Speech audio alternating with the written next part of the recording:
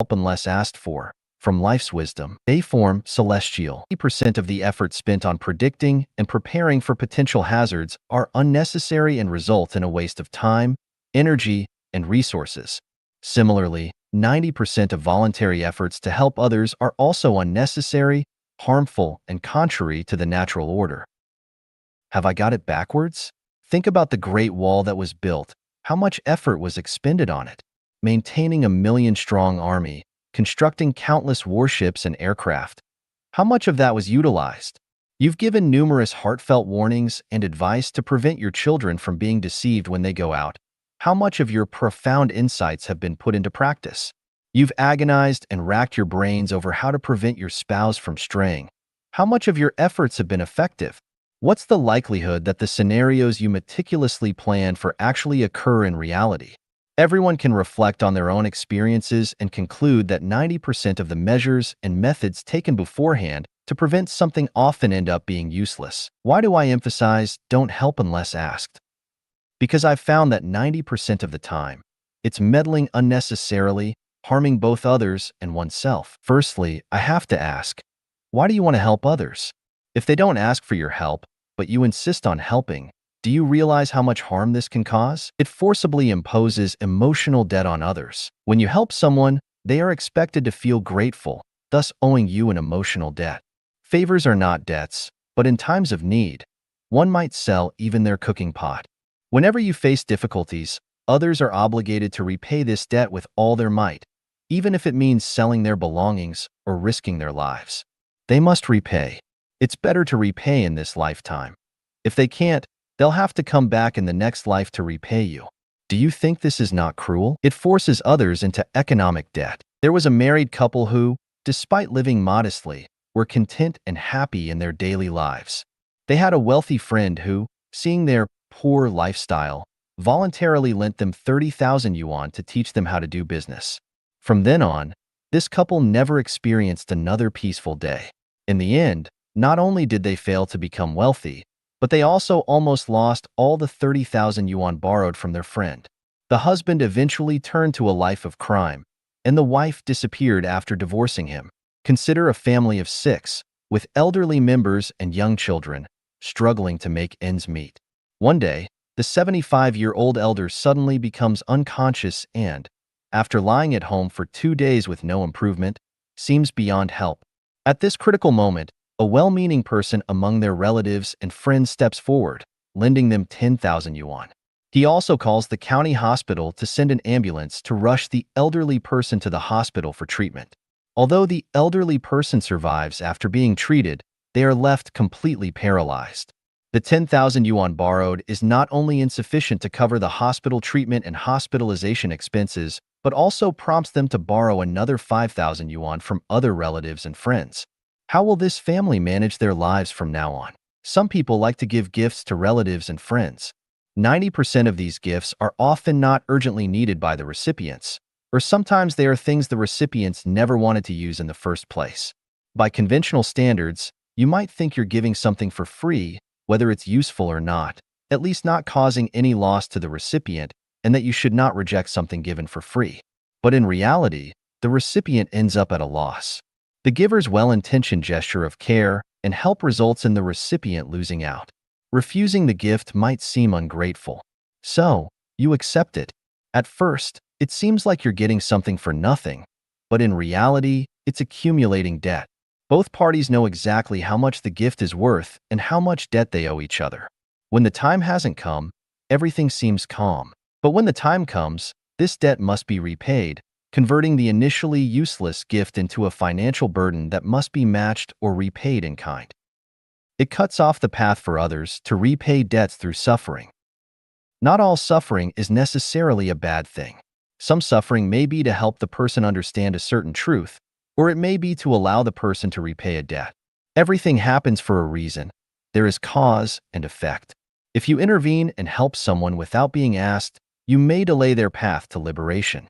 Originally, it might have been an acute illness that could have been cured in 3 days, but because of your unsolicited help, it turned into a chronic illness that is difficult to cure even after 30 years.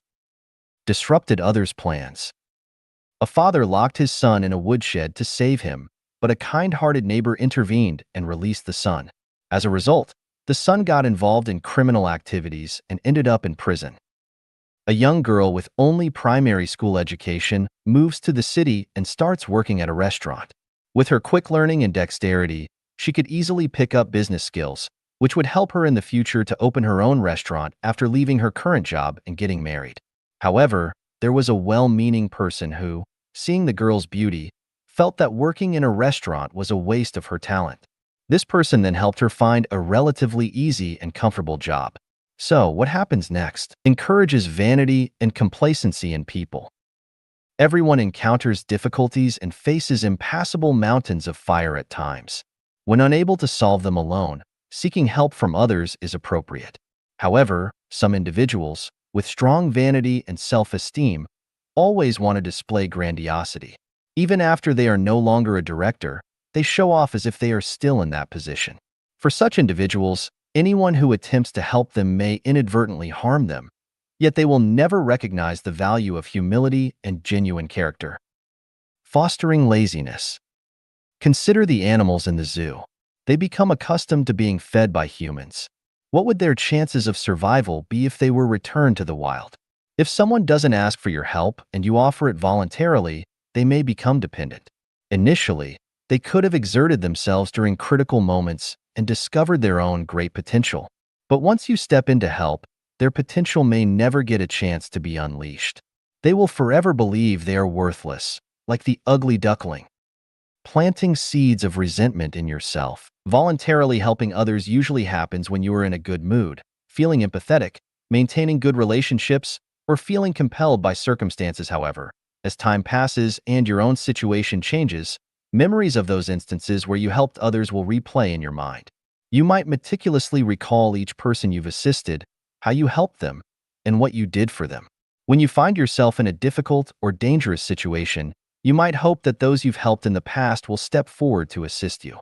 If they do not step up voluntarily, you might feel resentment in your heart, thinking, "Humph, what ungrateful people," or "they must have no conscience," or "they're worse than animals for not repaying kindness." Aren't you planting resentment for yourself? Contradicting the natural order. The Tao governs birth, growth, and destruction, formation, existence, disintegration, and emptiness, as well as arising and declining. All follow the principles of natural law. Only those who understand the laws of nature can truly help others. Without understanding these principles, our well-intentioned acts might ironically lead to harm, and our good deeds might ironically result in unintended consequences. Just like the British soldier who rescued Hitler from death on the battlefield, his act of kindness was seen as an evil deed in the grand scheme of history and morality. Look at how brightly the flowers bloom in the fields. Look at how freely the birds fly in the sky. They don't need us to interfere or offer help unnecessarily. The more we intervene, the worse things may become. Have faith in the greatest creator. Trust in the natural order. Refrain from extending a helping hand where it's not needed. When we face difficulties, we must seek help. The road to Shu is hard, harder than climbing to the sky. Asking for help is difficult, harder than attempting extreme measures. But no matter how tough it is, it's essential to seek assistance when in trouble. By doing so, we not only understand life better ourselves, but also can timely lend a helping hand to others when they face adversity. Grateful for a drop of water received from others, one should repay with a gushing spring. Try to handle as much as possible on your own and believe in your unlimited potential. However, when necessary, bravely seek help from others, with the intention of repaying their kindness in the future. All rules have exceptions, especially when interacting with a life and death friend. In such critical situations, different considerations apply. Jumping out of the three realms and not within the five elements, one might even be willing to sacrifice their own life for another. In such moments, conventional sayings like, "do not offer help unless asked for," hold little relevance. Be cautious when someone comes forward to offer excessive flattery and concern. When someone says, "I'm doing this for your own good," be cautious. When someone volunteers to help you, you should think, "Oh, what bad luck." Further discussion on "do not offer help unless asked for." Form celestial. Born naturally, perish naturally. Wildflowers in the fields are nourished by sunlight and raindrops. Birds in the forests find their own food, and wild animals running on the African plains follow their own rules for reproduction. Humans, as one of the natural species created by the greatest creator, can also grow on their own.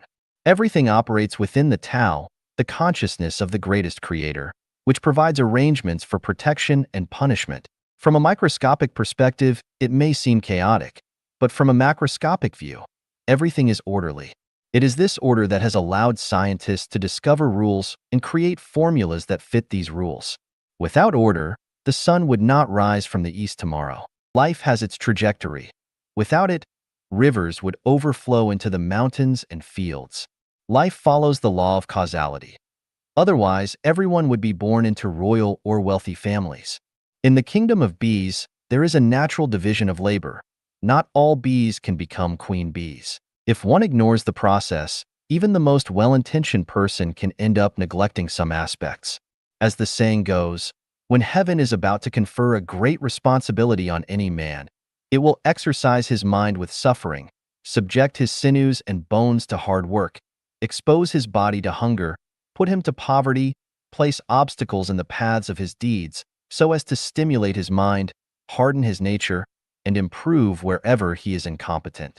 If a well-intentioned person interferes in this process, it will inevitably disrupt it, thus leading to a situation where good intentions result in bad outcomes. Suppose there is an eagle chasing a rabbit. Would you save it or not? If you save the rabbit, what would happen to the eagle? In the eagle's nest, there are over a dozen eaglets waiting to be fed. If the eagle cannot catch the rabbit, those eaglets will starve. Compared to one rabbit, which is more important, the rabbit or the eaglets? In a certain place, packs of jackals are causing havoc to local creatures. Ordinary dogs are no match for wild wolves. To develop dogs capable of facing wild wolves, people fence in a litter of puppies. When the dogs become extremely hungry, they start to fight among themselves. Eventually, the last surviving dog becomes a formidable opponent to the wolves, who then find it difficult to be aggressive. If you show kindness and prevent the puppies from fighting each other, thus training them to be fierce and aggressive dogs, how will you deal with those wild wolves? A person who committed numerous wrongdoings in their previous life is now experiencing all sorts of hardships to repay past karmic debts. This is the compassionate nature of the heavenly law. If you constantly help them and prevent them from suffering, their debts will be difficult to settle, and they may continue to reincarnate in the human world, potentially accumulating boundless karmic debts again. Tell me, are you doing a good deed or a bad deed? A person hurried to the market to buy things, but got entangled by a gang of ruffians, unable to escape. This delay caused him to miss boarding a ship. Hours later, the ship capsized in a storm at sea, and all passengers aboard perished. If you, out of compassion, chased away the ruffians and then drove the person to catch the ship, what would be the outcome? When I speak of do not offer help unless asked for, I consider the flow of procedures. This adheres to the virtue of great benevolence in cultivation and practice. If one constantly displays their small virtues and disrupts the procedures, it contrasts with the principle of great benevolence.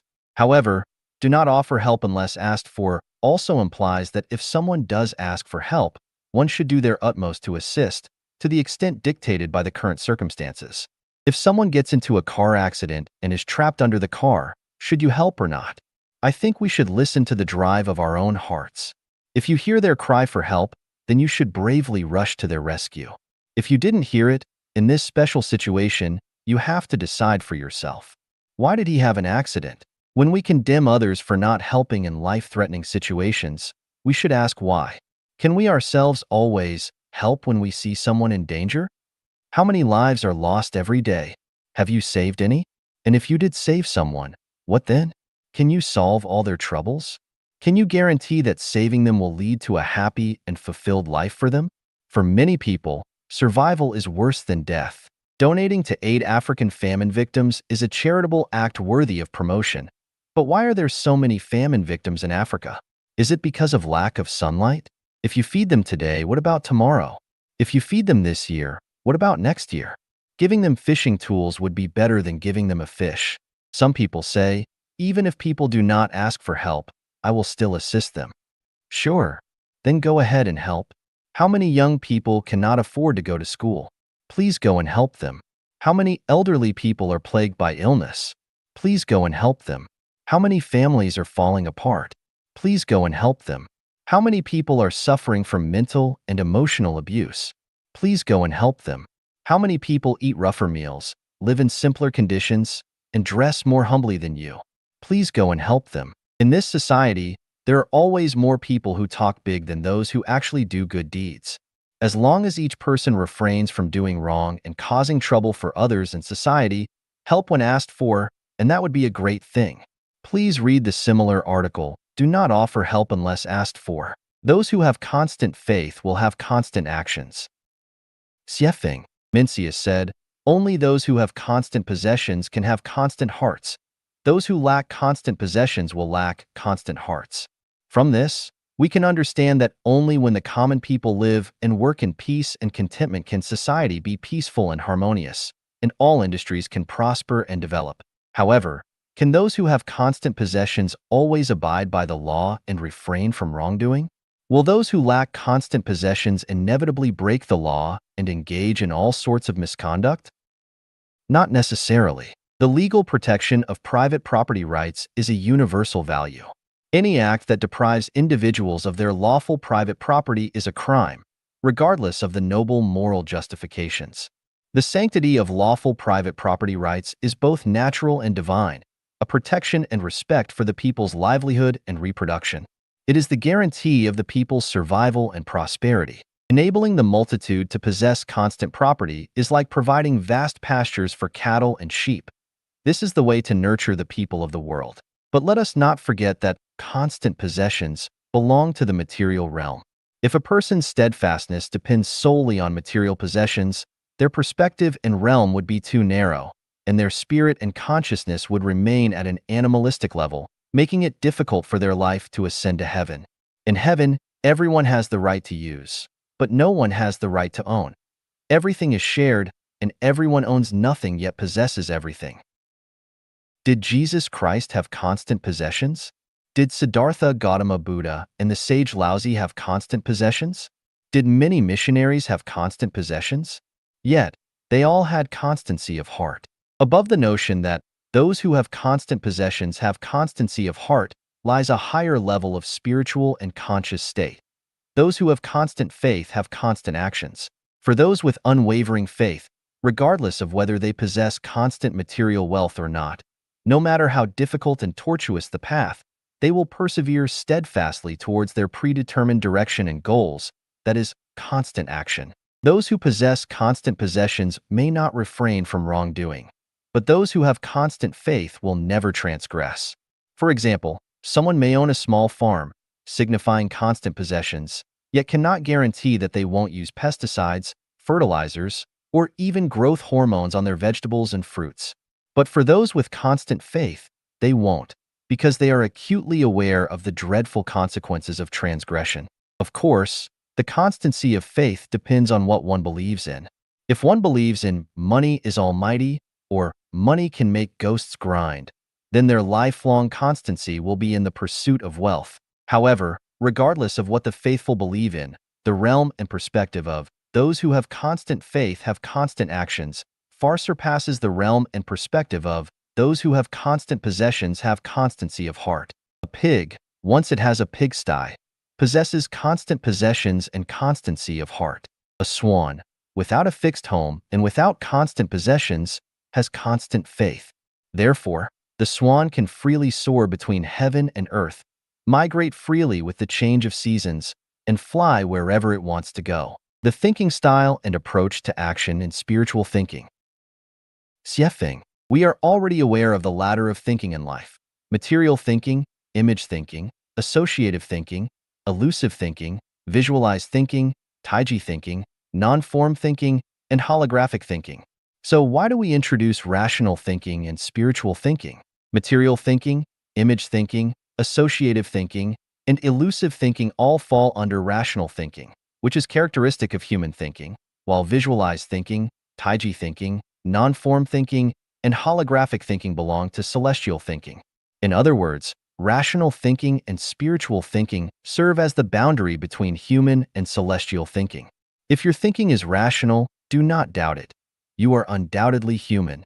If, however, you contemplate and handle everything from the perspectives of visualization, taiji, non-form, and holography, without a doubt, you have transcended the ordinary and become celestial. Put simply, if our approach to problem-solving starts from the perspectives of materialism, imagery, association, and illusion, focusing on resolving the issues of survival such as food, clothing, shelter, transportation, and addressing life's inevitable challenges like aging, illness, and death, as well as securing respect, dignity, and a good reputation, and even aspiring to be admired or worshipped, then that is rational thinking, the thinking of humans.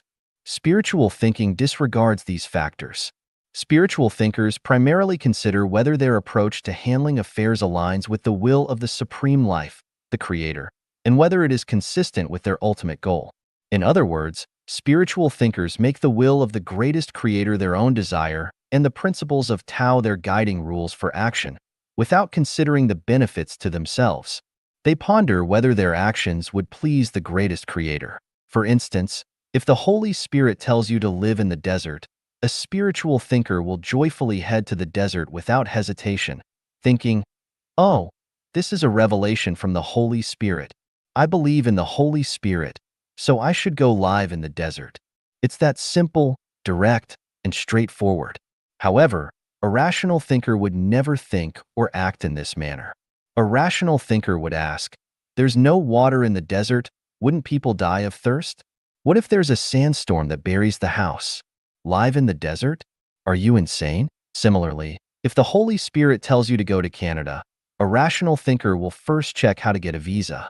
After finding out that applicants need a bank deposit and monthly bank transactions, and realizing they have neither, they would just forget it.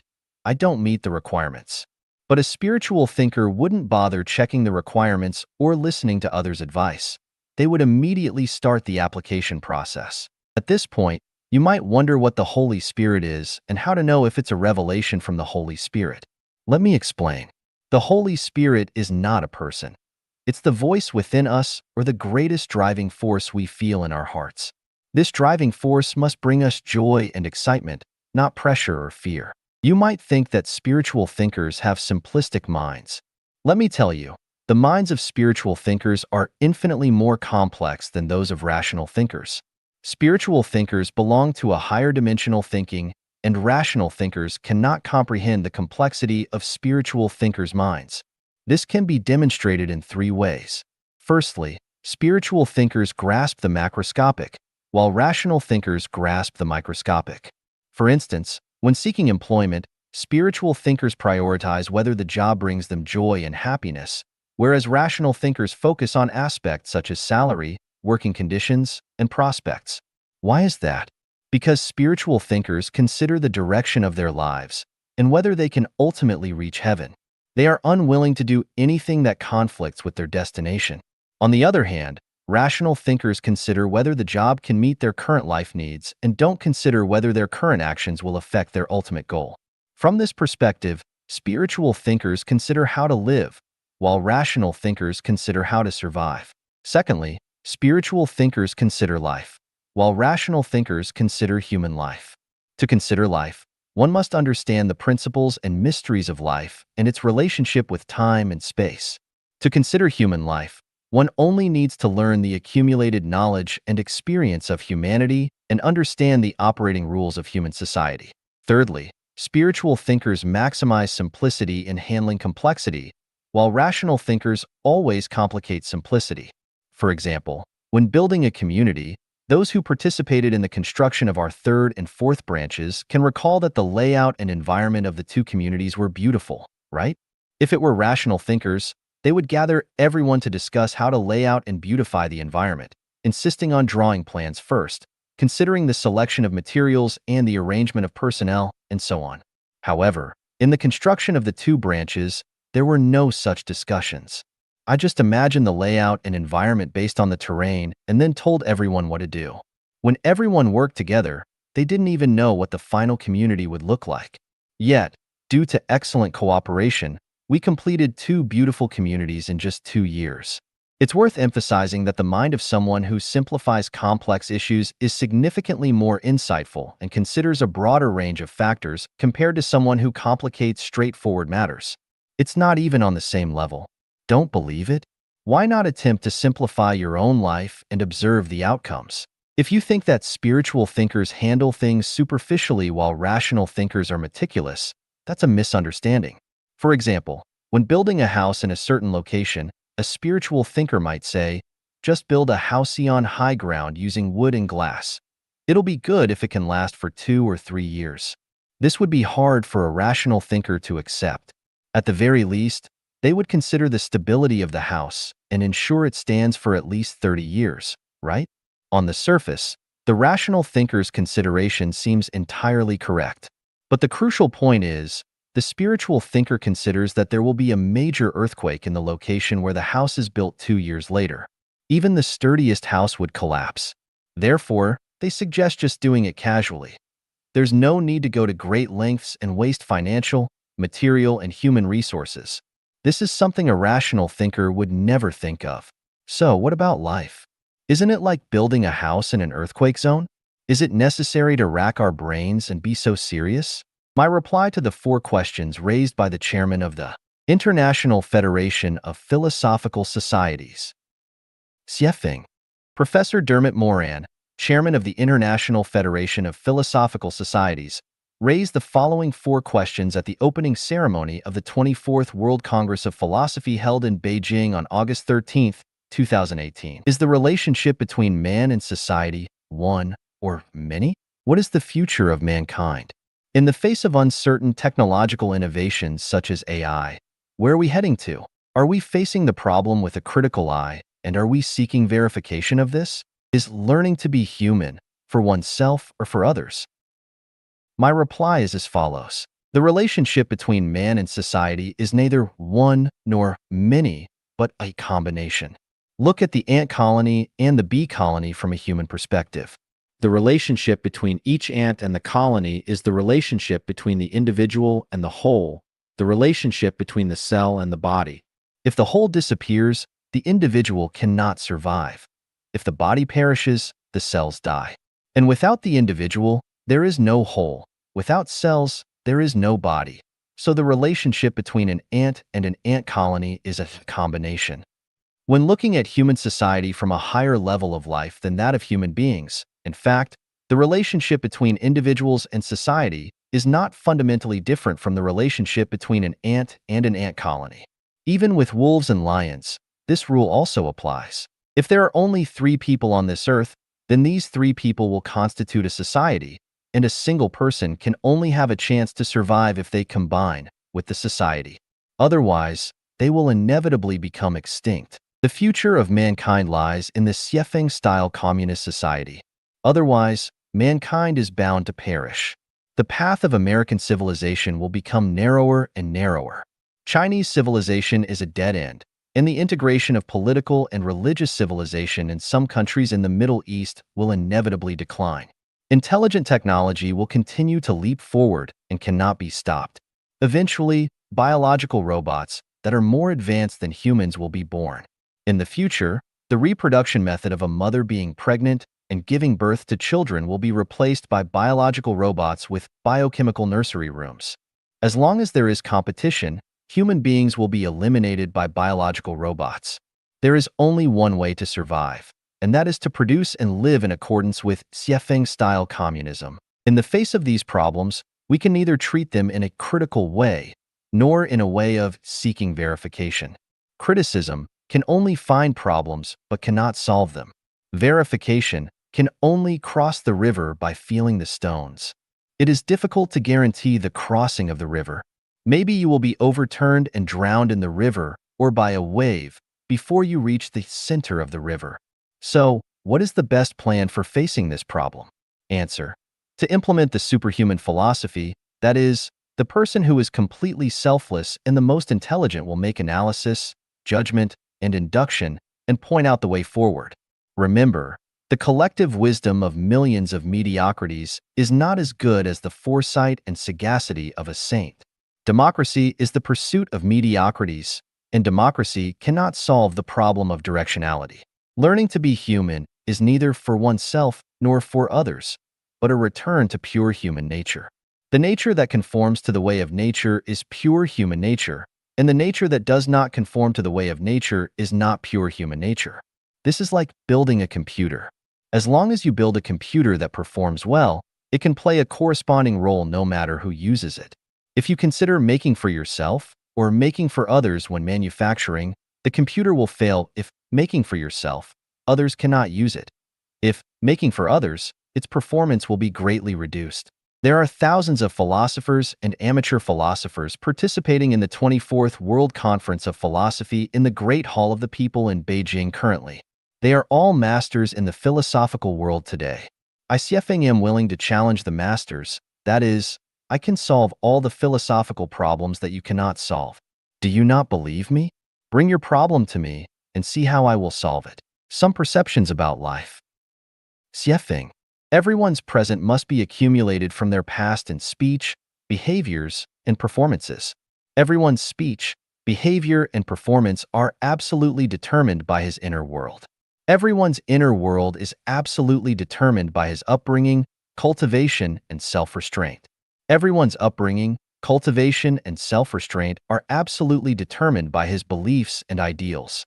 It is inferred from this that the path of life is determined by one's beliefs and ideals. To build the international family, I recently contacted and observed more than 50 communities in the United States and Canada. I also contacted communities in Japan and Portugal. I discovered many interesting phenomena. First, when something beautiful suddenly came, people would always doubt its pure beauty. Instead of embracing it boldly, people deliberately reject it. Secondly, everyone has beautiful ideals, but once the ideal things do come, they are at a loss to understand them and will even resist them. Finally, in order to unite the community, the outstanding must cater to and accommodate the mediocre. Once catered and accommodated to, it is tantamount to retrogression, and retrogression is painful. From this, we found that world harmony is not achieved by morality and ideals, not by preaching and guidance, but by the advancement of science and technology, by changes in lifestyle, and by the compulsion to survive. To follow the trend, I recently created my own Facebook account and discovered a new world. That is, I can establish connections with people all over the world while sitting in front of my computer. I have had friend relationships with people in dozens of countries, but I find that people are fonder of expressing themselves than paying attention to others. Not long ago, I got in touch with some classmates whom I had lost touch with over 30 years ago. Oh, I was so happy. I hurriedly shared my decades of experience and insights with everyone. The result was that there were very few responses. It was like throwing a stone in a lake that could not splash any water. It gave me the feeling that this generation, born in the 1950s and 1960s, has been swallowed up by the secular world. Except for enjoying their later life, actually waiting for death, this generation has no more enthusiasm and passion for life. They will not make any special contributions to the civilizational sublimation of this world. If they make any contribution, it is nothing more than sticking to tradition, restoring old ways, and attacking new ideas. I pay close attention to the natural changes in the world every day and find that no place on the earth is absolutely safe. It is either severely cold or tormented by scorching heat, besieged by floods, or scorched by drought, submerged by volcanic ash, or struck down by an earthquake. It either meets with a mudslide or encounters an infectious disease. It is either scorched by wildfires or plagued by wars. It is either blown down by a hurricane or engulfed by a typhoon. It is either shrouded in smog or ravaged by pollution, and it is perilous everywhere. Disasters will befall from time to time. I keep a constant eye on the changes in social ecology, and I found that none of the so many presidents and political elites around the world can come up with a path or plan for the development of human society that the people all over the world will agree with. From this, I feel that truly creative wisdom does not come from the brains of heads of state, but from the people. Civil society is the greatest hope for the rise of human civilization. Human beings have been living on the earth for 5,000 years, and the ideal production and life mode of humans has not yet been born on the earth. If there is an ideal life mode, It is the new oasis for life mode created by Life Genuine. That is, the Xiefeng-style communism model. Where do people live the happiest? I lived in Binka, the most remote area of Zimbabwe, for a period of time. I lived in the most primitive place on Santo Island in Vanuatu in the South Pacific for a period of time.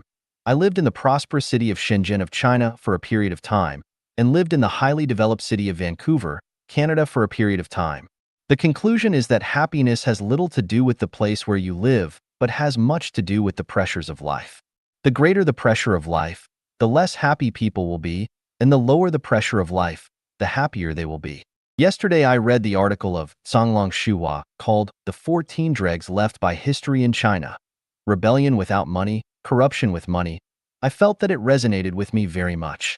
The 14 dregs are regional awareness, anti-foreign sentiment, fighting among their own, obedience, shamelessly touting, all talk and no action, no tradition of peacefully changing regimes, handling affairs by relying on interpersonal relationships and blood relationships, worshipping the official ranks, fame, position, and glorifying the ancestors, paying no attention to science, treating people who criticize themselves as enemies. If they have no money, they will rebel, and if they have money, they will become corrupt. They can only share adversity, not peace and happiness. Regarding old and ruined cultural relics as national treasures, and not regarding talents as national treasures. Strong retro-psychology, weak scientific thinking, and strong sense of superstition. The buying and selling of official positions is popular. I have been thinking about one thing these days. Everyone wants to live well, but after investigating history and observing the status quo, we must ask, how many people have lived an ideal life?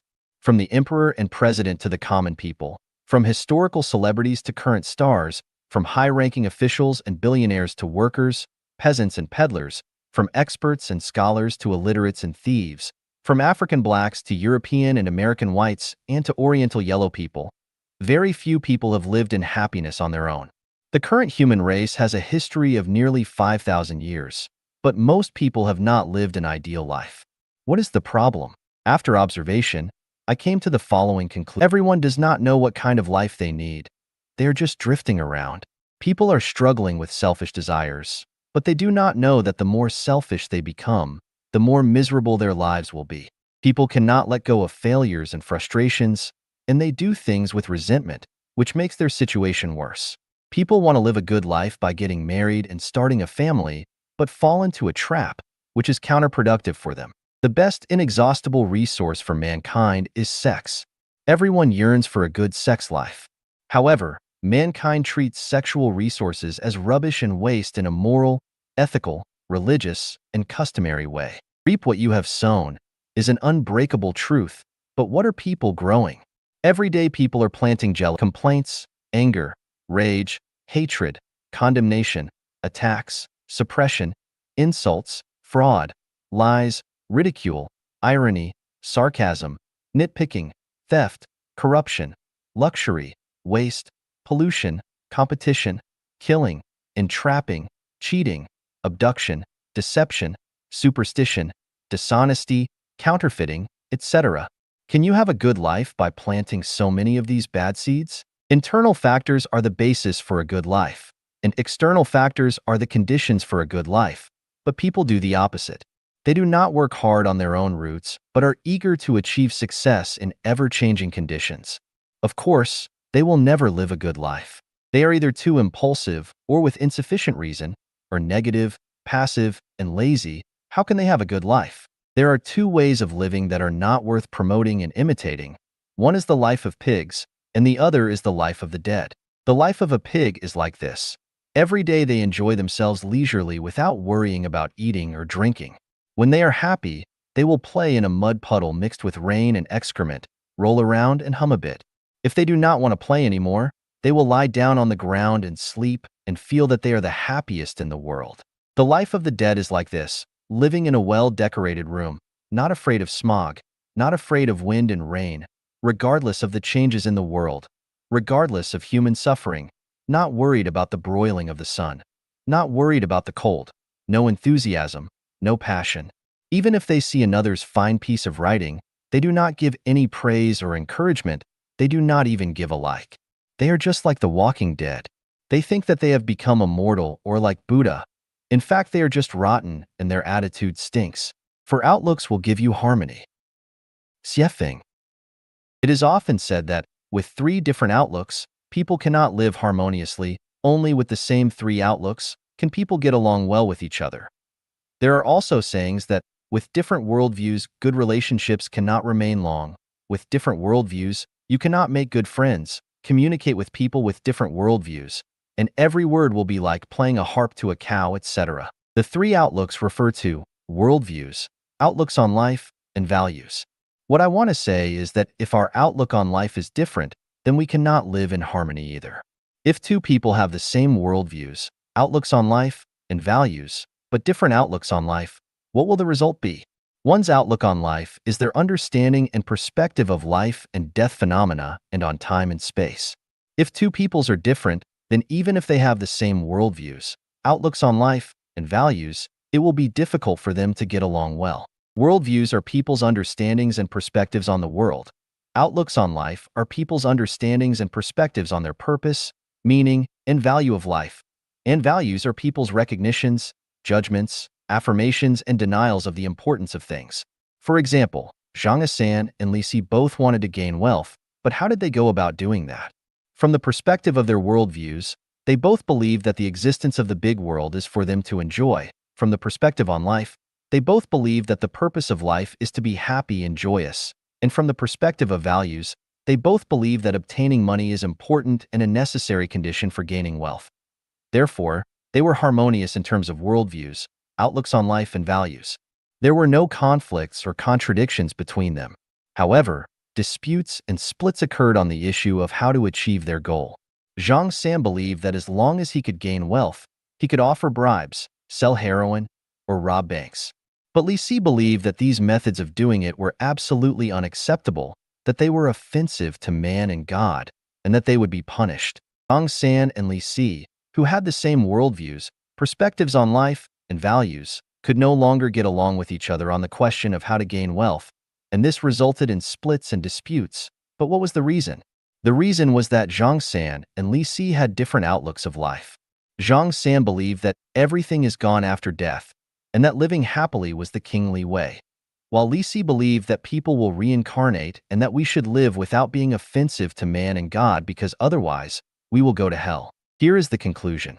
With the same three outlooks, it is still impossible to live in harmony. It is only with the same four outlooks that people can do so. Patterns and endings. Xiefeng. A pan is a pattern and a pancake is an ending. The size of the pan determines the size of the pancake. A puddle of water is a pattern and the fish in it are an ending. The depth and width of the water decides the size and quantity of the fish. Space is a pattern. If it is small, then it can only hold a grain of sand. If it is vast, then it can hold the sun, the moon, the earth, and all the stars and galaxies. If a shepherd is jealous of another shepherd who has more sheep than he does, then he will never be more than a shepherd. If a beggar is jealous of another beggar who begs more successfully and gets more food than he does every day, then he will never be more than a beggar. If a monkey is jealous of another monkey whose butt is redder than his own, then he will never be more than a monkey. We find that people who compare themselves to and are jealous of their peers have small patterns. They will always be what they are now because they cannot go beyond themselves. If a person is always comparing themselves with others, then they certainly cannot become a celestial, a Buddha, or a god, because their pattern is that of a human, not that of any of the other three.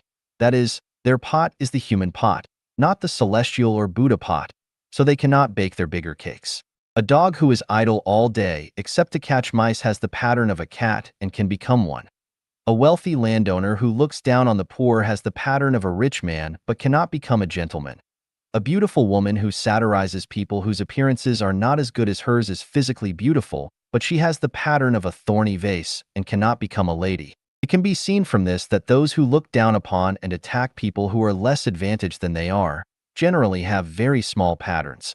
Therefore, those who look down upon and bully beggars and peasants in this world have small patterns and small futures. Those who challenge lions and those who challenge mice have different patterns and different endings. Those who challenge an emperor may become an emperor, but those who challenge a beggar can only become a beggar. There is an old saying that peers are enemies. In fact, those who regard peers as enemies do so because their patterns are small. The competition between peers is the cruelest in market competition. Sheep are not satisfied with goats farting, but they are all sheep and they are peers. Yesterday, as I browsed videos on the web, a famous internet figure whom I respected because he had produced several hundred high-quality videos had attacked another well-known videographer who had produced similar content. He said that the other guy was a liar, and this collapsed my respect for him in an instant because he revealed that his pattern was smaller than I had expected. Those with such small patterns cannot let others live and work in peace and cannot let the world be clear and bright. From this, I found a revelation. Those who always praise and inspire others are people with big patterns, but those who always suppress and attempt to destroy others are people with small ones. Those who have really big patterns acknowledge and praise their opponents, and those who praise their enemies have limitless patterns. We can thus infer these conclusions. Those who have bad relationships with their colleagues have small patterns, as do those who belittle others, attack their peers, bully people who are weaker than they are, contend for profit among relatives and friends, like internal strife, and those who like to show off. People with big patterns can endure humiliation on important tasks. A famous example is Han Xian, who was humiliated by being forced to crawl between other men's legs. To avoid wasting time and energy by bothering with those street thugs, he chose to endure crawling between their legs. Gojian, the king of the Yu Kingdom, sleeping on the brushwood and tasting the gall, sent his wife to King Wu's bed, and even tasted King Wu's feces. Pu Songling, the author of Strange Tales from a Lonely Studio, who was repeatedly frustrated but never depressed, once composed a pair of couplets. Where there is a will, there is a way. After burning one's bridges, the 120 Qin passes finally belong to Chu, and heaven does not fail people who exert efforts. Sleeping on the brushwood and tasting the gall, 3,000 Yu soldiers conquered the Wu kingdom. We can see that his pattern was huge. If you were walking along a road and someone hit you, what would you do? People with small patterns would immediately scold, "Are you blind?" But those with large patterns would just smile and say, "I'm sorry, please forgive me for being in your way." People with big patterns will have good endings. The bigger their pattern, the better their ending. With a small pattern, you can only march in place or even retreat. Do you want to be a celestial being? Then do not compare yourselves to others, do not make a fuss with others, and do not compete with others. Consciousness, structure, and energy are the three elements of the universe. Xiefeng. Look at the boundless world. What is caught by our eyes is material structure. Without structure, there is no material. For the various marvelous spectacle of lives, the differences lie in the differences of structures. Structures decide the forms of lives. We can choose the people who we want in crowds immediately because of their distinct structures. We can easily find a peony among many types of flowers because peony structures are distinctive. We identify everything by identifying their structures. The universe is full of invisible energy which only reveals itself by attaching itself to structures. Therefore, all visible objects that we see are structures combined with energy geometrically. Different structures absorb different energies. The wonder of the pyramids lies in their structures. Successful farmers do not grow the same kind of crops in the same fields every year because the land contains nutrients such as nitrogen, phosphorus, and potassium, and different plants require them in different proportions. It is only by rotating crops constantly that the supplies of the various nutrients of the land will be distributed and utilized properly. Solar cookers and water heaters heat water because of their structures. Trains, trucks, and cars carry different loads because of their different structures. Flies, bees, tigers, leopards, and sheep need different foods because of their different digestive structures. Who creates such a great variety of structures? Look at the various high-rise buildings and cities. Who created them? Look at women's beautiful clothes and makeup. Who created them? All kinds of foods in supermarkets are like feasts for the eyes which cannot even take them all in. But who created them? There is no doubt that they were all created by people. But were they created by people's hands and feet? Of course not, but by people's consciousnesses. Their hands and feet are controlled by their consciousness. Without consciousnesses, nobody's hands and feet would accomplish anything. So we can see that the eternal things in the universe are only consciousnesses, structures, and energy. All other things are illusory, showy but not substantial, and cannot last. Energy is neutral, just like air and water, and any consciousness can direct it. Therefore, we need not attach too much importance to energy because fragrant flowers can attract butterflies. What kinds of structures can attract what kinds of energy toward them naturally? We know that all structures are the products of consciousnesses, so we do not need to emphasize structures too much. The kind of consciousness we have decides the kind of corresponding structure that we will have. Unify all thoughts and all beliefs into the greatest creator's will and all religions into one uniform belief system. This is the one consciousness. The universe has consciousness. If it did not, then there would not be such a variety of life structures with thousands of postures and an infinite variety of material forms. Then what is this consciousness? It is the greatest creator. When we find the greatest creator, we find the headstream and the core. All problems can be solved effortlessly. The indistinct and misty become bright and clear. The complex becomes simple. Darkness morphs into light. The finite expands to the infinite, and misery becomes joy. The core beliefs of Life Genuine are to revere the greatest creator and to take the way of the greatest creator. This is the path leading to heaven.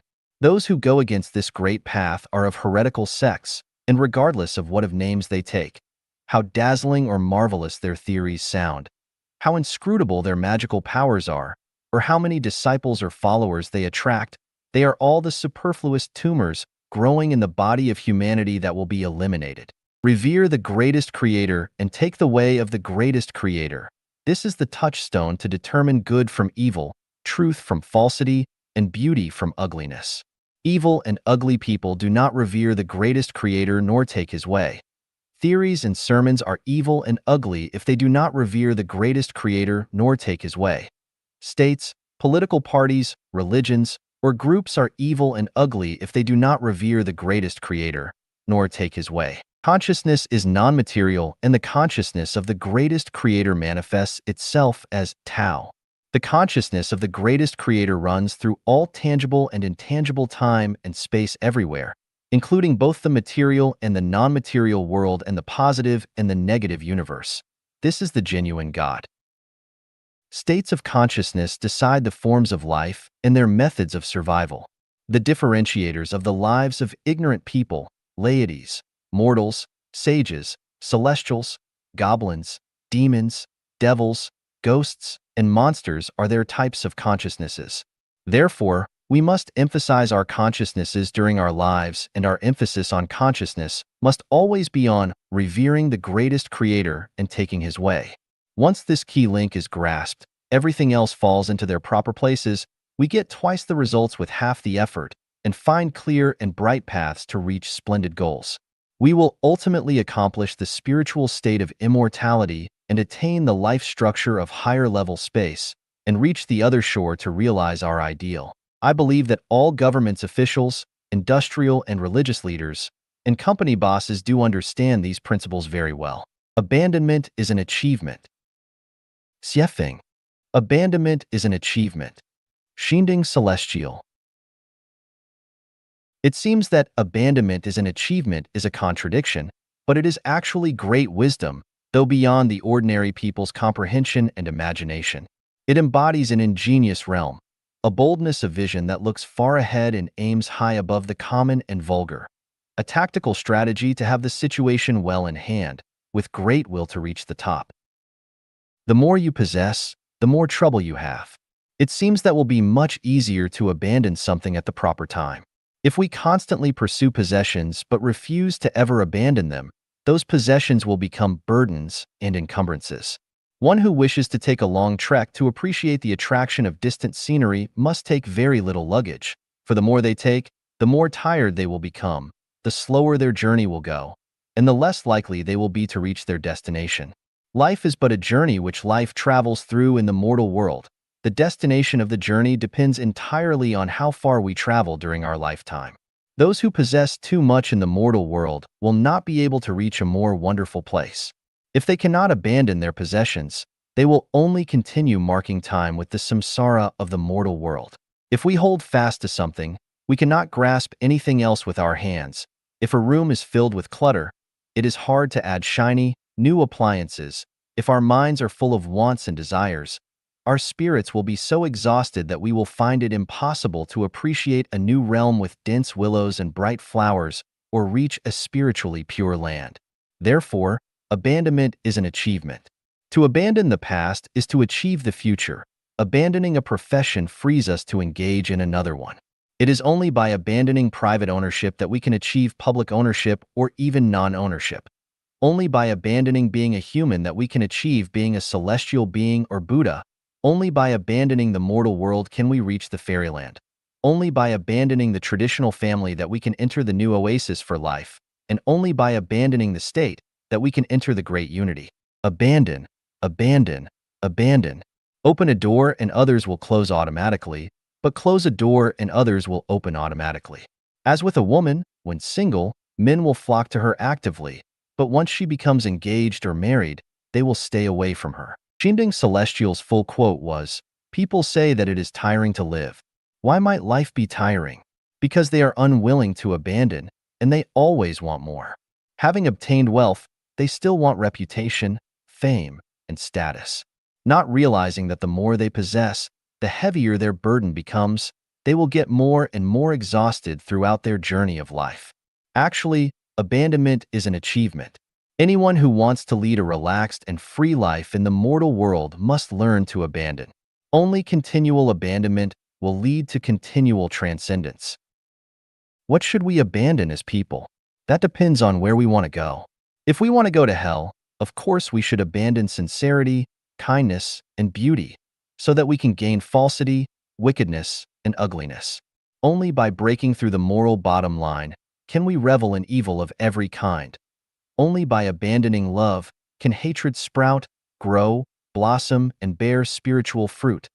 Only by abandoning faith and honesty can we be petty men. Only by abandoning hope can we get despair. Only by abandoning sublimation can we ensure that we will continue the samsara in the mortal world, struggling in a boundless sea of bitterness. So, abandonment is achievement. Generally, my purpose is to lead mankind into the Life-Genuine era. To learn about the identifying brands of the Life-Genuine era, refer to my 800 Values for New Era Human Being, which describes the Life-Genuine era with specific details. For individuals, I am here to guide people to the 1,000-year world, the 10,000-year world, and the Elysium Islands continent. For this, I need people to abandon states, religions, political parties, and family lives. Only by abandoning these 4 items can we achieve happy, joyous, free, and blessed lives which are characterized thusly. The talented will be put to good use, and the whole world will be one family. No one would pocket anything found on the ground, and doors are not bolted at night. To unify all thoughts and all beliefs into the greatest Creator's will, and all religions into one uniform belief system. Everything will be in complete harmony, and everyone will be happy. As for the individuals, people need to abandon these 9: marriage, traditional families, states, religions, political parties, private ownership, outdated regulations, corrupt customs, and moralization that restrains human nature. The ways of God and Buddha, their egos. Abandonment is an achievement. Without abandoning marriage, it is impossible to achieve a state of being happy, joyful, free, and blessed. Without abandoning the traditional family, it is impossible to achieve the life of a celestial being. Without abandoning the state, it is impossible to achieve a realm of freedom. Without abandoning religions, it is impossible to achieve the freedom and purity of the soul. Without abandoning political parties, it is impossible to achieve peace and harmony. Without abandoning private ownership, it is impossible to achieve public ownership and experience the wonderful state of possess nothing and have everything. Without abandoning all the outdated regulations, corrupt customs, and moralization that restrain human nature, it is impossible to achieve natural, unrestrained, and elegant lives. Without abandoning the way of God and Buddha, it is impossible to achieve the way of the greatest Creator. Without abandoning the ego, it is impossible to achieve paradise, to free oneself from the trap, to walk out of the 36-8 diagram arrays, to escape the territory of the mortal world, and to free oneself from the five elements and out of the program of the realm of necessity. Then, it will be impossible to reach the celestial islands continent of the Elysium world and never experience the glorious blissful state of forgetting oneself to be completely relaxed and joyful. Abandonment is an achievement. Continuing to walk in the old steps and secluding oneself, sticking to stale ideas, and clinging to bygone values will eventually lead to decay, corruption, decadence, and make it impossible to achieve freshness, pleasance, relaxation, and freedom. Abandonment is a painful process. The more you possess and the longer you possess, the more difficult it becomes to abandon, and the more benefits you get from those possessions, the less willing you will be to abandon them. It is easy for ordinary people to abandon their state, but lawmakers would never do that willingly, for they are their state's embedded first beneficiaries. It is easy for a new follower of a religion to disenfranchise, but not for priests and ministers, for they are the embedded first beneficiaries of their religion. A religious believer who has wallowed in their religion all their life will not abandon it easily because their confidence would collapse. They would be at a loss for what to do, and they would need to find a new track to follow. It might be simple for an ordinary political party member to abandon their party, but no party leader would ever abandon theirs, for once doing so, they would have nothing to play and could not command or control others. Common people look forward to the great unity, to lead lives of public ownership when the world will be one united family. Although it might seem easier for them to abandon private ownership, those who own property, especially those very wealthy people, will not abandon private ownership, for if everyone is really equal, how could they lead superior lives? How could they show off their wealth? How could they swagger before others or make others admire them? It is the same with married couples. The ones who are more stifled, abused, bounded, and exploited will hate their family lives, while the ones who benefit more from their marriages and family lives will hardly want to abandon them. Human nature includes the desire to control others and to have more and more people under their control. However, not all people can be kings, religious leaders, political party leaders, or bosses of companies. For the vast majority of people, the desire for control will be played out, realized, and fulfilled in their families. Men want to control their wives. Women want to control their husbands. Both want to exercise parental control over their children, and children are genetically programmed to get as much from their parents as they can. So, families are the first battlefield of life where great and small wars play out daily. Many couples show happy harmony to the public, but are unwilling to complain about their bitterness. In fact, you will always suffer from the pain that comes along with possessing anything. The more you possess, the more pain you will suffer. In this world, it is the kings, presidents, religious leaders, political party bosses, and wealthy capitalists who endure the most pain. It is they who cannot even lead peaceful lives day or night who are the most deserving of pity. Abandonment is an achievement. Abandonment is a great magic weapon to obtain mental and spiritual growth and is the best way to sublimate oneself and achieve a bright future. The core teachings of Jesus Christ and Buddha Sakyamuni dwell in it. The freedom and happiness of life and the secrets leading to the realm of heaven dwell in it too. Looking for your own Garden of Eden. Xiefeng. Even tigers may be teased by dogs when they leave the remote mountains and come to lush and flat areas. Dragons can be duped by shrimp when they are in shallow water. Camels along the coast are harder to ride than donkeys, and domestic captive phoenixes are worse off than chickens. The tiger is the king of the mountains, but tigers can only give play to their power and prestige in the mountains.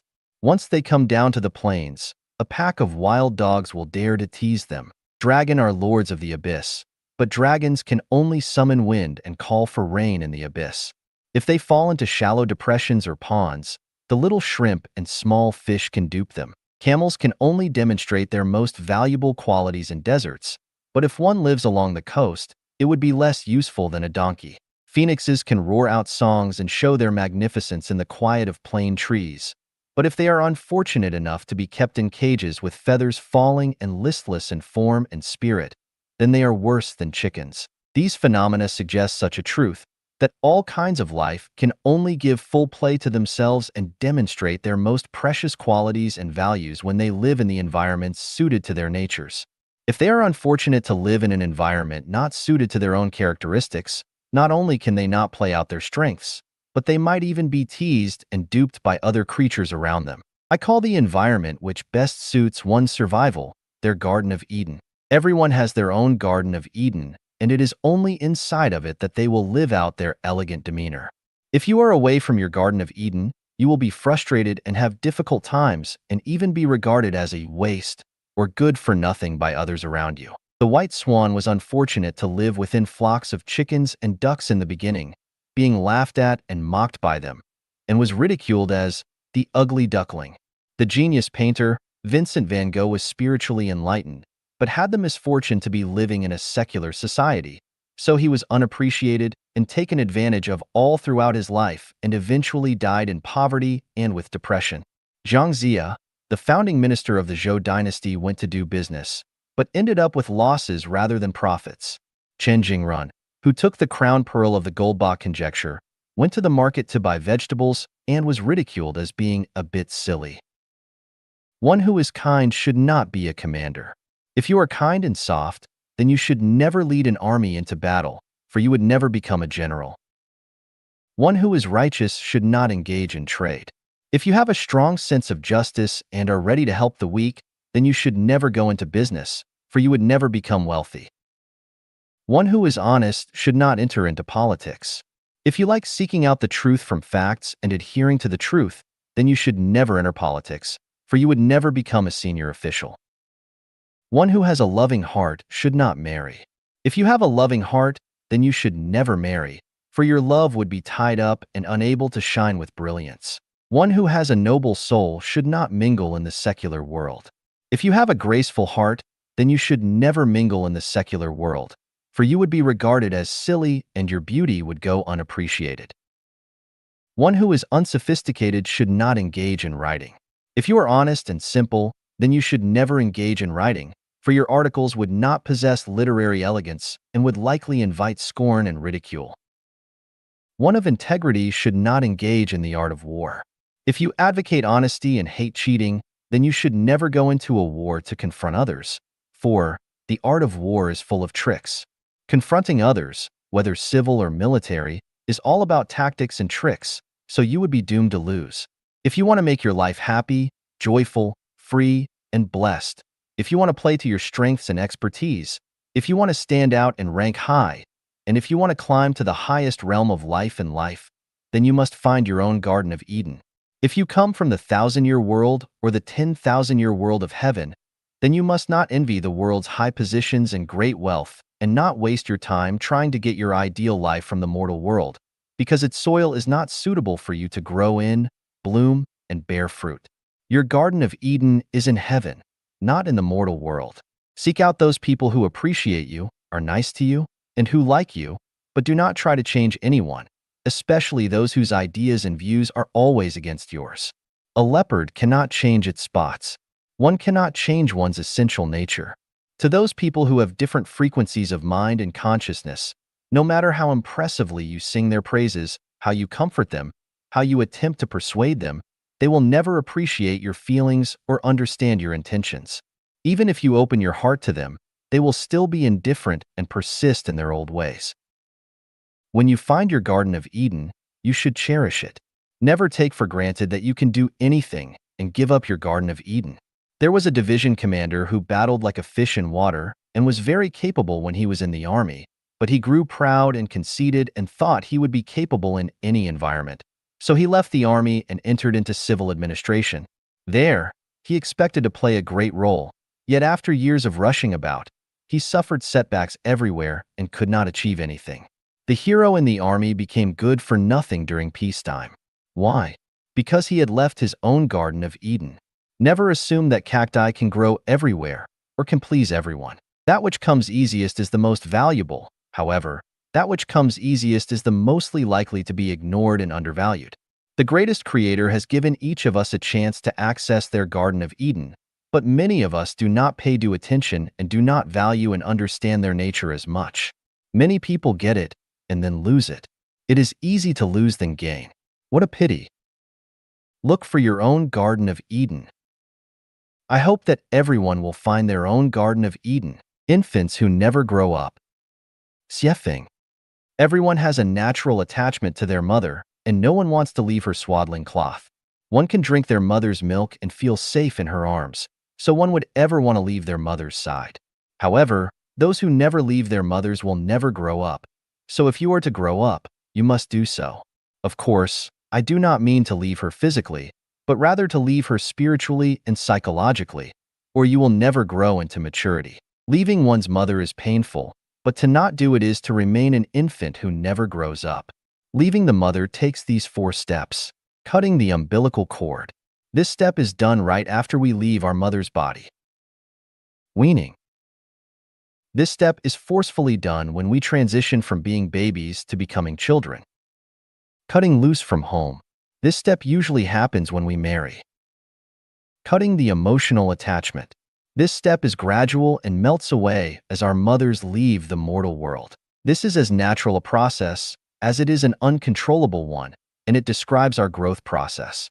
This is not being heartless, it is simply our journey of life. Many people have left their mothers in form, but not in essence. Their mother complex is transformed and demonstrated in other ways.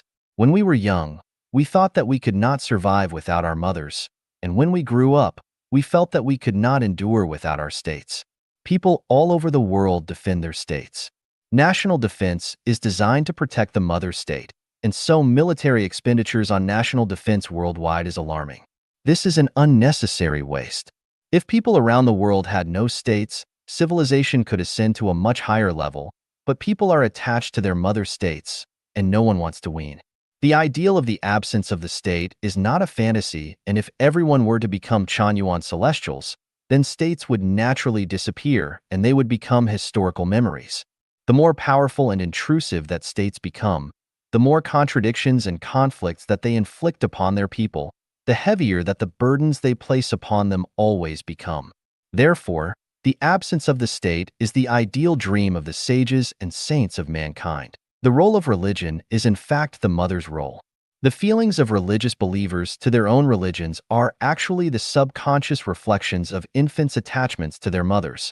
Pledging to protect their mother is an inherent nature contained within every person. The fanaticism of religious believers is the perfect manifestation of this inherent nature. The greatest creator is not in religion, and this is understood by every follower, so why do they still maintain their religions? Because their followers are unwilling to wean.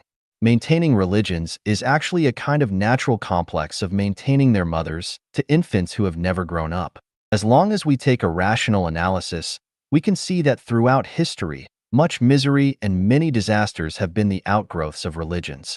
Religions confused people's minds, paralyzed their instincts, created barriers and shackles to the full display of human nature, and diverted people from the great way and led them astray. If religions are everywhere, then our minds can never be at peace, and disputes will continue. Therefore, the absence of religion is the desired dream of the sages and saints of mankind. Political parties are also umbrellas playing the role of the mother. We have a saying, "back to the arms of the party," which is the best footnote to the meaning of political parties. The reason that people join political parties is to be embraced by others so they can enjoy a steady flow of milk and a sense of safety. Claiming to be serving the people and the nation is but a cover. There are tens of thousands of political parties of various sizes worldwide, but their existence is a sign that people are still savage and ignorant. The power struggles between political parties have always flashed with knives and swords for life and death. Superficially, it is for democracy, but actually it is to inflate their mother complexes. To reach substantive purposes, they resort to various conspiracies in both light and shadow, adding endless suffering and problems to society. So, the absence of all political parties everywhere is the noble ideal of people climbing to the highest realm of life. The other organization, acting in the mother's role, is the family. It is said that the family is the cell of society, but these cells are inherently cancerous and everyone's life troubles and misfortunes stem mainly from them. It is the bane of selfishness, greed, and infinite lust, and if they are not destroyed, the vicious cycles that people endure will never end. Why do people want families? Because people need to get their milk and their sense of security from them. People are reluctant to grow up, and they all hope to cling to their mother's arms forever. States, religions, political parties, and families take on the roles of mothers, and as long as we still cling to them, we can only be described as infants who have never grown up. New era consciousness requires people to step out of infancy because those who cannot think outside the infant's crib have no road to heaven. Before the birth of life genuine, the existence of states, religions, political parties, and families was justified, but now their presence is irrational. Previously, we thought that those who sacrificed for their states, religions, political parties, and brought honors to their ancestors were great and respectable.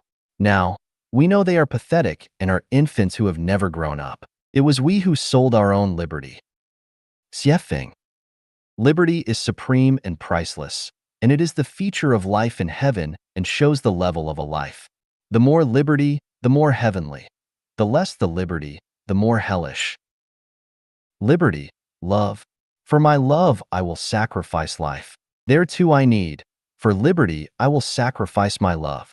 Edify Sandor. Is life so dear, or peace so sweet, as to be purchased at the price of chains and slavery? Forbid it, Almighty God. I know not what course others may take, but as for me, give me liberty or give me death. Patrick Henry. Liberty is the greatest wealth in life. Losing it is losing life. Gaining it is gaining life. So, what is liberty? Liberty is the infinite power of a life to use its eyes, ears, nose, body, mind, and tongue while acting with desire but never overstepping it. Seeing what you want is the liberty of your eyes. Hearing what you want is the liberty of your ears.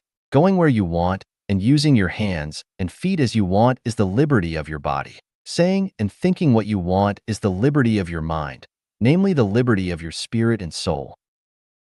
The liberty of your eyes, ears, body, and mind form the liberty of your life.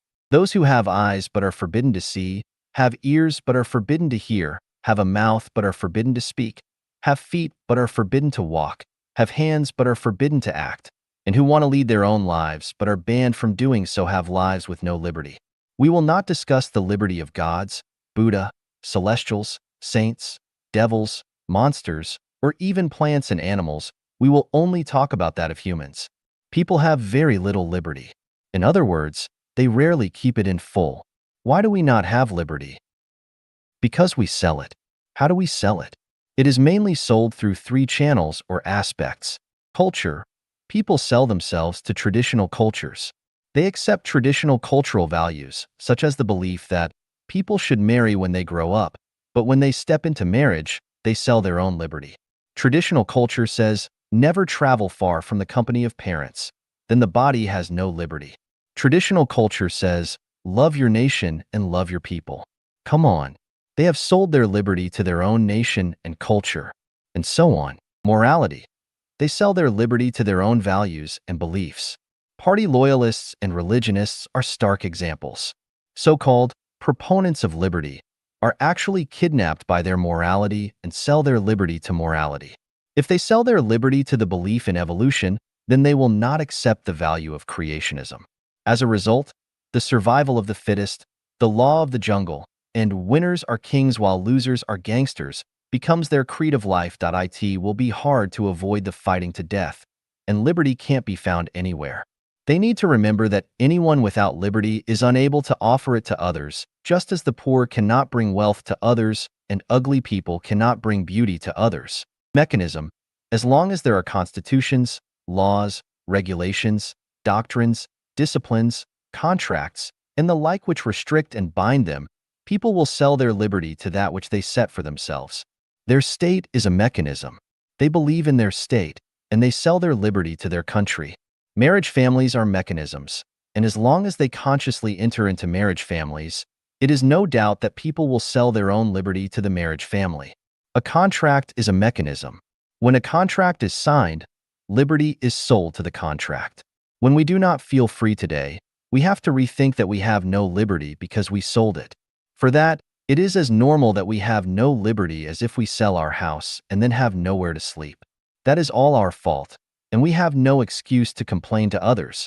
In addition to the three main channels to sell liberty listed above, we also have the following list of small channels through which it is sold. These include jealousy, blaming, comparing, fighting, killing, worry, fear, desire, money, power, fame, lust, and so on.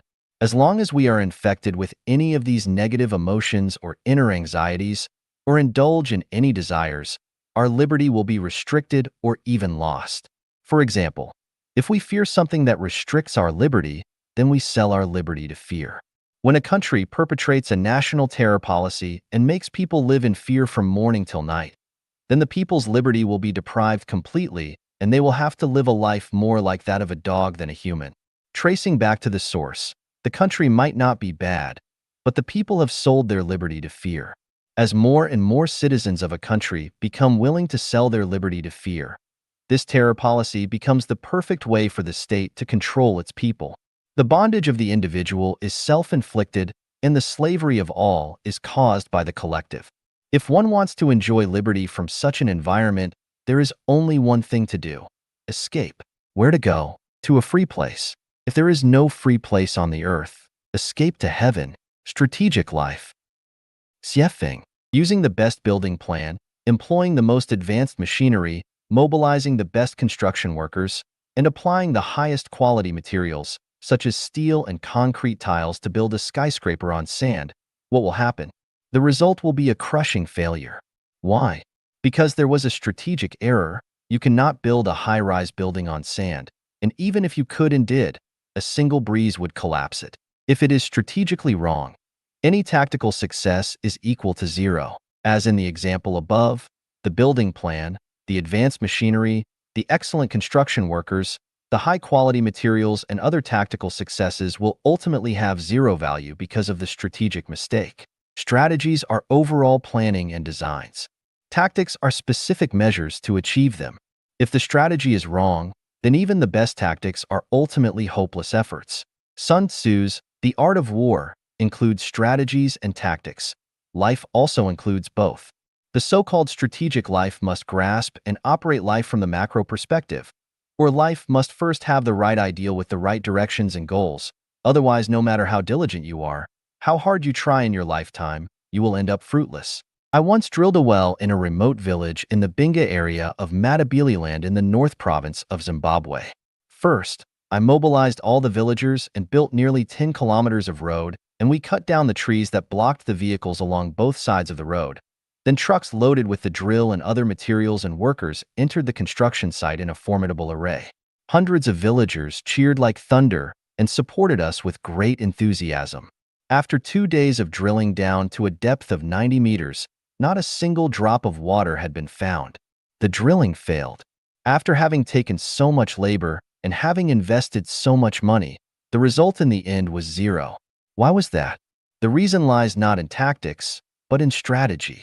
In other words, the drilling point designated by the geologic and hydrographic staff was dry. In a spot with no water, no matter how many human and financial resources you invest, or how excellent the drilling experts you have mobilized are, you will never drill out water. While taking a course in marketing, an American professor told us